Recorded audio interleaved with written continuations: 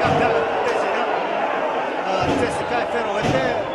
Абсолютно сами провокираха това поведение. Феновете на ЦСКА са на стадиона. Уважаеми зрители,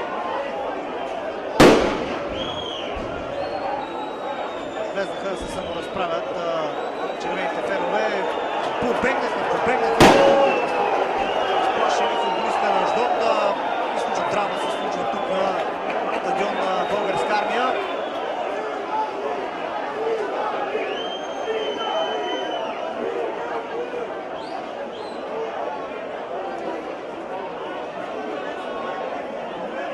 Вижте къде отидоха част от футболистите на Аждот. Това е край на тази среща. Няма да се играе, естествено.